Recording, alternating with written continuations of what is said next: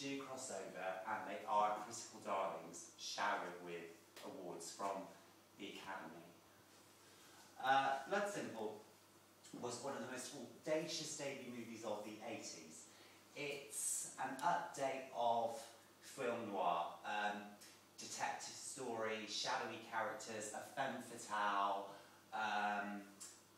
absolutely fantastic reviews, all wrapped up with elements of horror. The Coen Brothers cinema comes from, as Emmanuel Levy puts it in his book, Cinema of Outsiders, The Rise of Independent Film, a knowingness born of hours in the dark. Okay, that is, their movies are homages to classic Hollywood genres, or rather, a mix mash of genres. Raising Arizona with Nicolas Cage and Holly Hunter was a massive crossover hit in '87. It was a big departure from Blood Simple, homaging Preston Sturges, Howard Hawks screwball comedies. Miller's Crossing, 1990, again, a well-received sort of gangster noir hybrid, great reviews, did very well. Barton Fink in '91, it won Best Director, Best Actor for John Turturro, and top prize, the Golden Palm, at that year's Cannes Film Festival. It's got elements of noir, comedy, horror, satire, even surrealism, and it appears on many best ever movie lists. However, Barton Fink does actually appear on quite a lot of worst ever movie lists as well, so. Okay, The Hudsucker Proxy. Because of all this homaging and intertextuality, the Coens are often labelled postmodern filmmakers like Tarantino, but their movies lack the pop culture referencing and the self-consciousness of Tarantino and the other filmmakers who grew up in his wake. The Hudsucker Proxy, 1994, was their biggest budgeted movie so far, and it absolutely died in the box office. It didn't even rake back. I think the budget was about 25 to 40, it didn't even rake back to. 1994, audiences didn't want sweet and nice, they wanted adrenaline needles to the heart, so. Okay. Fargo in 1996 was an absolute triumph. Low-key comedy crime drama set in wintry Minnesota with an excellent central performance by Frances McDormand, who's Jill's wife, which won her the Academy Award for Best Actress. It was rapturously received by critics and a massive box office hit. The Coens, like Tarantino, have been accused of knowing far more about movie people than they do about real people. That's often an accusation by critics who aren't keen. They do have their detractors. And that brings us up to the Big Lebowski, and this roughly divides their career into two parts. When I introduce the film here at the Little Black Box, I never say anything about the plot. I want you to find it out for yourself, don't know if you've seen it or not. Yeah, 1998. Okay, amongst the cast we have John Goodman. He's best known, of course, from TV's Roseanne, and he is a Coen Brothers regular. He appeared in Raising Arizona, Barton Fink, Hudsucker Proxy, amongst others. Steve Buscemi, he was one of the most recognisable faces of 1990s independent cinema due to his performance as Mr. Pink. He didn't like being called Mr. Pink.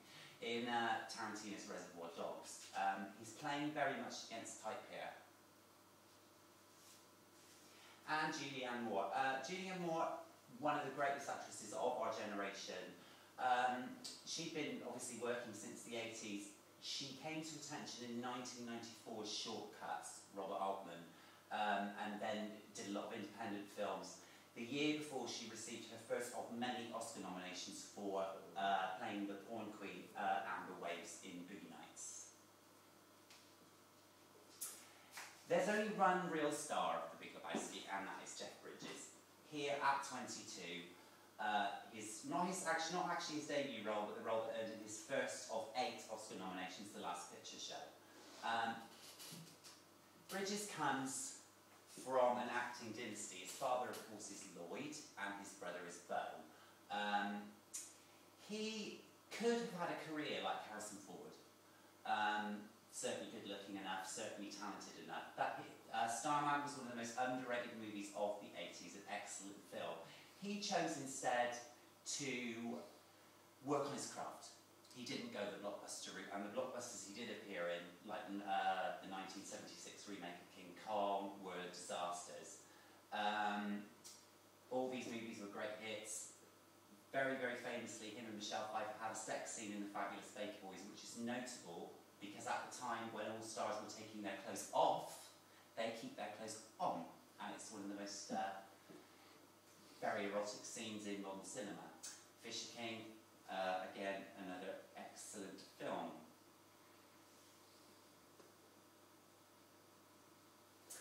And here he is looking a lot less fresh-faced than he did in The Last Picture Show as the dude in The Big Lebowski. We've all known the dude. I grew up in Street, which is next door to Glastonbury, and I actually moved to Glastonbury and worked there, so I known quite a lot of dudes, in honesty. He kind of burnt out. He's obviously very much a symbol of marijuana culture, and I think when Bridges passes on, I think this is the one he's going to be remembered for. Okay. It was considered a box office disappointment, not a failure on its original release, but starting in 2002, the Lebowski Fest, a celebration of all things Lebowski, first one was in Kentucky, now takes place every year in cities all over the US and all over the world. It's actually been called the biggest cult movie since the Rocky Horror Picture Show. Fans have all-night bowling marathons, bowling's important to the plot. Come in costume, some of the various flyers here. The cult has been very much assisted by the rise of the internet. It's very much an internet-based cult. If you put in the Big Lebowski into Google, there are literally thousands of fan sites.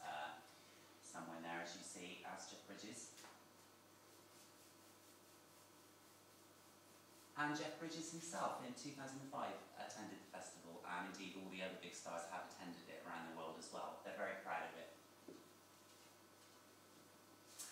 And it's actually inspired a religion with 150,000 ordained priests, which you can go ahead and do at the go ahead and join at the website.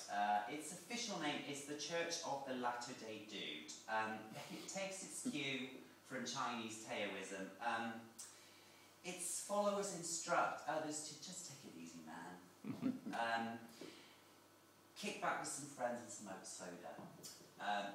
That's their official symbol, website dudism.com. Right, Bridges, after, as I stated previously, after 8 nominations, he finally won with the 2010's Crazy Heart. Okay, the Coen brothers continue going from strength to strength. Oh Brother, Where Art Thou? Being completely subjective here, the best thing about watching Oh Brother, Where Art Thou in the cinema was knowing that it would eventually end for me.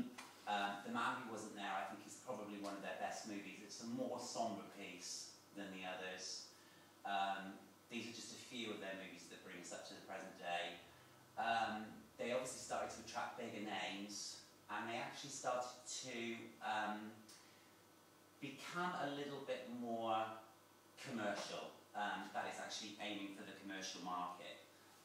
True Grit 2010, with Jeff Bridges playing, of course, Rooster Cogburn, the John Wayne part, earned